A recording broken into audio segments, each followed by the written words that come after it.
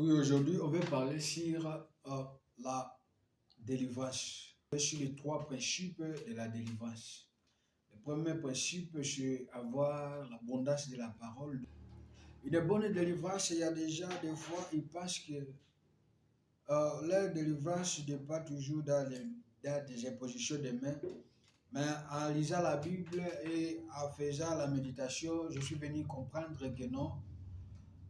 La délivrance de l'homme dépend à la volonté de l'homme lui-même. C'est-à-dire l'homme lui-même, il peut se délivrer dans une captivité. Et à travers cet enseignement, nous allons parler sur les trois principes qui mènent l'homme à une bonne délivrance. Parce qu'il y a déjà des fois, ils pensent que non, la délivrance c'est dans l'eau, la délivrance c'est dans de l'huile d'onction, la délivrance c'est dans des sels.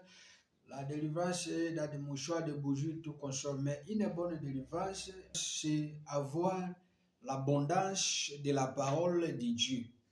Avoir l'abondance de la parole de Dieu. Pourquoi la parole de Dieu? Parce que si on va lire dans le livre de Jean, chapitre 1, verset 1, la Bible dit, au commencement de toutes choses, il y avait d'abord la parole. C'est-à-dire, toutes choses furent créées par la parole. La présence de toutes choses vivantes sur la terre, dans ce monde, il existait d'abord la parole. Si nous allons lire encore dans le livre de Matthieu, 4-6 là, on va voir comment est-ce que Jésus a vécu Satan dans le désert, c'était par la parole. C'est-à-dire, la personne qui veut être délivrée dans une captivité, il faut qu'il cherche d'abord à mettre la parole de Dieu, à vivre la parole de Dieu. Pourquoi la parole de Dieu? Parce que la parole de Dieu a de fortes puissances. La parole de Dieu a des puissances il y a des puissances qui résident dans la parole de Dieu. C'est-à-dire quelqu'un qui met la parole de Dieu, dans cette parole, il y a des puissances. On veut parler sur quelques puissances de la parole de Dieu. Première puissance de la parole de Dieu. La parole de Dieu n'a pas de limite. Tu vois? C'est-à-dire la place où nous serons incapable d'affranchir, mais c'est la parole de Dieu qui n'a pas de limite, doit franchir, doit arriver et va combattre. Disons dans le livre de Matthieu chapitre 8, verset 8, qu'est-ce que la Bible nous dit sur la première puissance de la parole? Le centenier répondit, Seigneur, je ne suis pas digne que tu entres sous mon toit, mais dis seulement un mot et mon serviteur sera guéri. Ici, la Bible est en train de nous dire ici l'histoire d'un centenier. Il était parti dire à Jésus que non, à la maison là j'ai un serviteur qui est malade. Jésus, par sa compassion et Jésus a dit que non, j'irai et je le guérirai. Mais ce n'était pas ça le souhait des centeniers. Les centeniers voulaient seulement que Jésus parle seulement un mot. Parce que les centeniers ont compris, avant qu'il y ait l'existence d'une chose appelée la maladie, il y avait d'abord l'existence de la parole. Les centeniers ont compris que non, dans ma maison, il y a déjà la présence de Dieu. Il y a déjà la présence de Jésus. Ce que je veux maintenant, c'est avoir seulement à la parole. C'est pourquoi il a dit à Jésus que non, Jésus dit seulement un mot et mon serviteur sera guéri. Là où Jésus était, il a prononcé, il a dit seulement un mot. À l'instant même, Peter a reçu la guérison. C'est-à-dire, Jésus n'avait pas allé à la maison des centeniers. Mais Jésus a dit seulement un mot. Voilà combien de fois que non, la parole n'a pas de limite. C'est-à-dire, tu peux combattre à la maison, mais la parole là, la parole que tu dois prononcer aura cette puissance d'aller combattre les combats que tu es incapable d'arriver là. Tu vois? Deuxième puissance de la parole. La parole appelle à l'existence à une chose qui n'existe pas.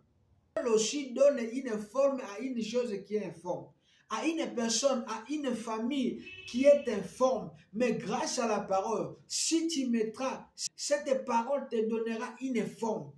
C'est-à-dire là où ta famille était capable, là où ta famille n'était pas à mesure de donner une forme, la parole que tu mettras dans ta vie, cette parole te donnera une forme. Quand je parle d'une forme, je parle à l'insuffisance d'autres choses dans notre vie. Tu verras une personne a tout terminé les études, mais il n'a pas le travail. Il est informe. Tu verras une personne qui est à l'âge de se marier, mais il est célibataire. Il est informe. Alors, grâce à la parole de Dieu, va te donner la forme. Grâce à la parole de Dieu, va appeler à l'existence à une chose qui n'était pas. Une chose que nos parents, une chose que nos grands-pères n'ont pas fait, mais grâce à la parole, à la parole que tu mettras dans ta vie, tu feras exister des choses qui n'existaient pas. Tu vois? Nous allons lire dans le livre de Genèse chapitre 1, verset 1 à 3. Écoutez ce que la Bible dit. Au commencement, Dieu créa les cieux et la terre. 2. La terre était informe et vide. C'est-à-dire, au commencement, avant que nous voyions l'existence de toutes les choses aujourd'hui, que nous voyons plutôt. D'abord, la terre était vide, aussi informe, c'est-à-dire il n'avait pas la forme. C'est-à-dire c'était une chose que c'était impossible de donner une forme. Mais aujourd'hui, si on demande quelle est la forme de la terre, tous nous allons dire que non, la terre a une forme ronde. Pourquoi? Parce que Dieu a déjà donné une forme à la terre. Mais auparavant, la Bible dit que non, la terre était d'abord informe. C'est-à-dire la terre n'avait pas une forme. Mais grâce à la parole, il n'avait rien, c'était vide. La terre était vide. La terre n'avait rien. Une chose qui est vide, une chose qui n'a rien, ça n'a pas aussi la forme. Tu vois? C'était comme ça la terre. Mais qu'est-ce qui est arrivé? 3. Dieu dit. Dieu a dit. Dieu a parlé seulement un mot. Dieu dit que la lumière soit et la lumière fit. C'est-à-dire toutes les choses qui existent aujourd'hui, c'est grâce à la parole. Dieu n'avait pas pris une chose, il a dit seulement que cette chose soit et il l'a fait.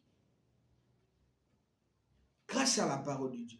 Il y a d'autres choses que tu feras exister dans ta vie que tes parents n'avaient pas vécu, que tes grands-parents n'avaient pas vécu. Mais grâce à toi, si tu mettras la parole de Dieu dans ta vie, tu feras exister beaucoup de choses. Et tu donneras la forme à ta famille. Tu donneras la forme à ton foyer. Tu donneras la forme partout où tu seras. Même ta vie aura une forme grâce à la parole de Dieu. C'est pourquoi je me conseiller une personne grâce à cet enseignement. Que si tu pars à l'église, allez chercher d'abord la parole. Allez chercher d'abord à mettre l'abondance de la parole dans ta vie. Mais il y a d'autres personnes qui partent à l'église. Ils partent aller faire des concurrences. Quelqu'un qui part à l'église pour faire concurrence des habits. Qu'est-ce qu'il a promis? Il part chercher d'autres choses qui ne le fera rien dans sa vie. Mais si tu pars à l'église, premièrement, chercher d'abord la parole de Dieu. Parce que grâce à la parole, que la terre aujourd'hui a une forme ronde. Grâce à la parole que nous voyons les animaux. Grâce à la parole que nous voyons les herbes. Grâce à la parole que nous voyons de l'eau. Grâce à la que nous voyons toutes les choses qui existent aujourd'hui. La même parole là a fait exister les poissons. La Bible dit, si tu vas lire dans le livre de Luc, chapitre 5, verset 5, tu verras l'histoire de Pierre quand il était pécheur. La Bible dit, ils ont péché pendant toute la nuit, ils n'ont rien reçu.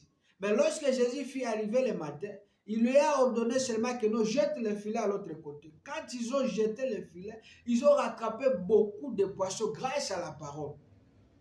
Tu verras, tu vois. C'est pourquoi je m'arrête te conseiller, bien aimé dans le Seigneur. Si tu cherches la délivrance, une bonne délivrance se cache dans la parole de Dieu. J'avais déjà parlé sur quelques principes qui est la prière, l'offrande de indigènes. Mais aujourd'hui, je suis venu te parler sur le premier principe que je n'avais pas parlé auparavant. Le premier principe de la délivrance, c'est avoir l'abondance de la parole dans ta vie. Et cela va t'aider dans la vie. Que Dieu te bénisse.